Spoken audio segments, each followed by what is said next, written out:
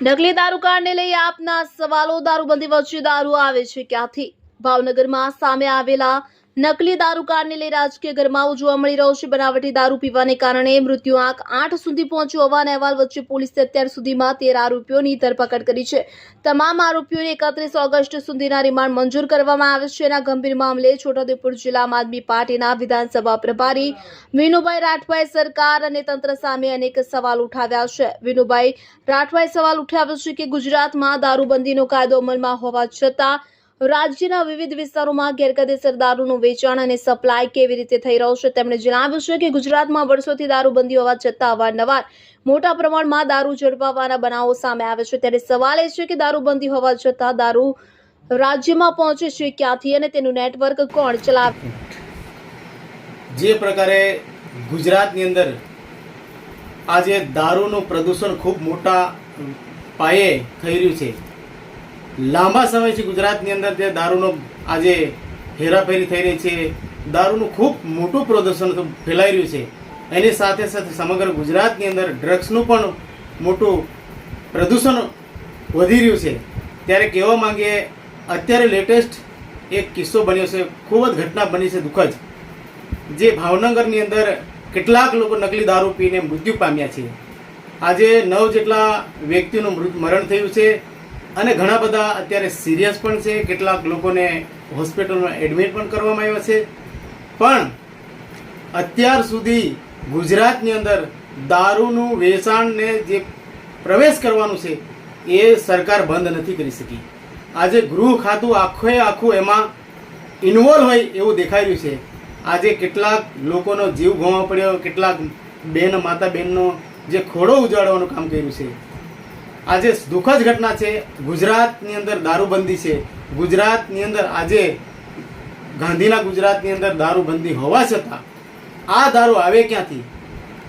આ દારૂ પ્રવેશ ક્યાંથી થાય અને કોણ લાવે છે? આને આખા ગુજરાતની અંદર આ દારૂનો પ્રવેશ કરી ને આ દૂષણ ફેલાવવાનું કામ આ ભારતીય જનતા પાર્ટીના શાસનની અંદર આખું પોલીસ તંત્ર, ગૃહ ખાતું આમાં જોડાયેલું છે। એ લોકો એવું કરે છે, બુટલેગરો સાથે સાઠગાંઠ કરી લે છે, વહીવટો કરી લે છે।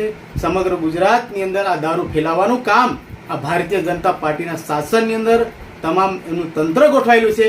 પણ અમે કહેવા માંગીએ ગુજરાતની જનતાને કહેવા માંગીએ છીએ કે આ સરકાર, ભારતીય જનતા પાર્ટીની સરકારથી આપણે ચેતવાનું છે। આ સરકારે આપણા લોકોને છેતરવાનું કામ કરે છે। અહીંયા જે લોકોને જે તરફથી લોકો જે માંગ કરી રહ્યા છે, આજે ગુજરાતની અંદર આજે શિક્ષણની જરૂર છે, ગુજરાતની અંદર રોડ રસ્તાની જરૂર છે, આજે પાણીની જરૂર છે, એ તરફ નથી ધ્યાન દોરતું। આજે ફક્ત ને ફક્ત સરકાર એના પાછળ જ મળેલી છે, એના પોતાના બિઝનેસો માટે મળેલી છે અને એના ધંધા માટે મળેલી છે। સરકારને જે તરફથી કાર્ય કરવાનું છે નથી કર્યું, સ્પષ્ટ દેખાઈ રહ્યું છે। આજે લેટેસ્ટ દેખીએ છે, એક તરફ લોકો મરે છે, એક તરફ દારૂ વેચાય છે। તો એનો કહેવાનો મતલબ એવો છે, અમે અત્યારે હાલમાં પણ સમગ્ર વિસ્તારની અંદર દારૂનું વેચાણ ચાલુ છે। કેટલી ગાડીઓ પણ પકડાય છે। આ બનાવ કિસ્સો બન્યો તો 3-4 દિવસ થયા। અત્યારે લેટેસ્ટ મુદ્દા મળે છે કે હાલમાં પણ છોટાઉદેપુર વિસ્તારમાં પણ કેટલીક જગ્યાએ ગાડીઓ પકડાય છે। તો બોર્ડરો પર કેમ પ્રવેશ કરવામાં દેવામાં આવે છે? અહીંયાનું તંત્ર, પોલીસ તંત્ર, એસપી, આ તમામ આ લોકો અહીંયા એમના વહીવટોમાં અને એમાં સંડવાયેલા હોય છે। એટલા જ માટે ગુજરાતની અંદર દારૂ સમગ્ર વિસ્તારની અંદર પ્રવેશવામાં આવે છે। આવનાર સમયની અમે જનતાને જાગૃત કરવા માંગીએ છીએ। અહીંયાની સમગ્ર ગુજરાતની જનતા જાગૃત થઈ જાય અને આ લોકોને હંમેશા માટે વિદાય કરવા માટેના આપણે કરવાનું છે। અને આ લોકો હવે ટેવાઈ ગયા છે, આમને આદત પડી ગઈ છે અને આ લોકો થાકવાના નથી। એટલે આપણે સૌને જાગૃત કરવા માંગીએ છીએ, સમગ્ર જનતાને, કે આ લોકો હવે કોઈ પણ સંજોગોમાં માનવા તૈયાર નથી। આવનારી દિવસોની અંદર આપણે સૌ સાથે મળી આ સરકારને જાગર આપવાના છે।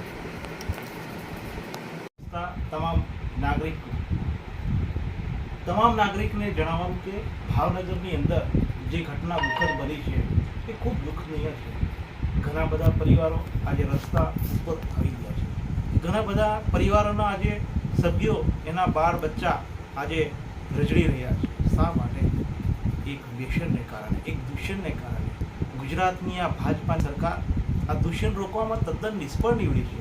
આવી ભૂતકાળમાં પણ ઘણી બધી ઘટના બની ચૂકી છે.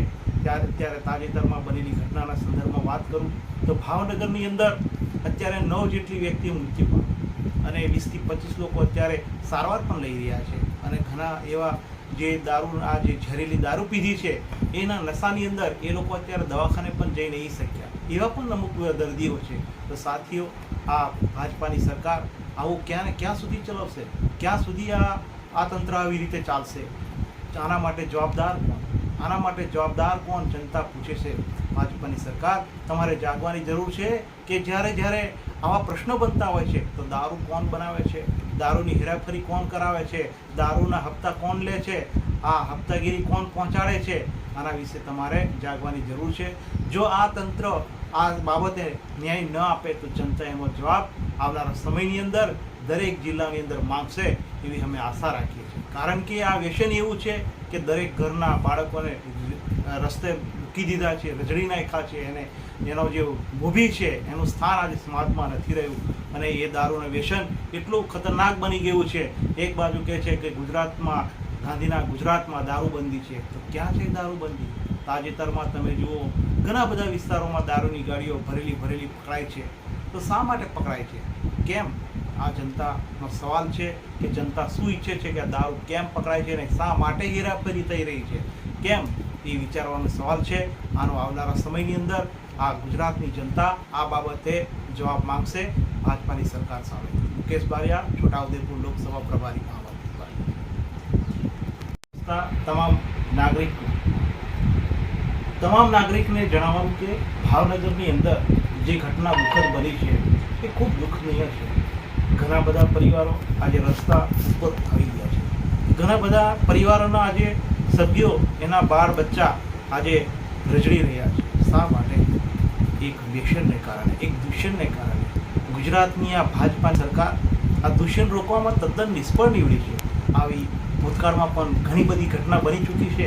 ત્યારે તાજેતરમાં બનેલી ઘટનાના સંદર્ભમાં વાત કરું તો ભાવનગરની અંદર અત્યારે 9 જેટલી વ્યક્તિઓ મૃત્યુ પામી અને 20 થી 25 લોકો અત્યારે સારવાર પણ લઈ રહ્યા છે. અને ઘણા એવા જે ઝેરીલી દારૂ પીધી છે એના નશાની અંદર એ લોકો અત્યારે દવાખાને પણ જઈ નહીં શક્યા. એવા પણ અમુક દર્દીઓ છે. તો સાથીઓ, આ ભાજપાની સરકાર આવું ક્યાં સુધી ચલાવશે?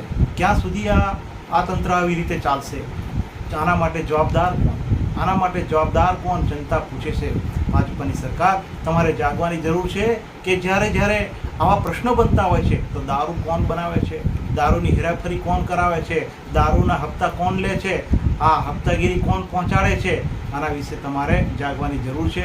જો આ તંત્ર આ બાબતે ન્યાય ન આપે તો જનતા એનો જવાબ આવનારા સમયની અંદર દરેક જિલ્લાની અંદર માંગશે એવી અમે આશા રાખીએ છીએ. કારણ કે આ વ્યસન એવું છે કે દરેક ઘરના બાળકોને રસ્તે મૂકી દીધા છે, રજડી નાખ્યા છે. એનો જે મૂવી છે એનું સ્થાન આજે સમાજમાં નથી રહ્યું. અને એ દારૂનું વ્યસન એટલું ખતરનાક બની ગયું છે. એક બાજુ કહે છે કે ગાંધીના ગુજરાતમાં દારૂબંધી છે, તો ક્યાં છે દારૂબંધી? તાજેતરમાં તમે જુઓ ઘણા બધા વિસ્તારોમાં દારૂની ગાડીઓ ભરેલી પકડાય છે. તો શા માટે પકડાય છે? કેમ? આ જનતાનો સવાલ છે કે જનતા શું ઈચ્છે છે કે આ દારૂ કેમ પકડાય છે અને શા માટે હેરાફેરી થઈ રહી છે? કેમ? એ વિચારવાનો સવાલ છે. આનો આવનારા સમયની અંદર આ ગુજરાતની જનતા આ બાબતે જવાબ માંગશે ભાજપાની સરકાર સામે. મુકેશ બારિયા, છોટાઉદેપુર લોકસભા પ્રભારી.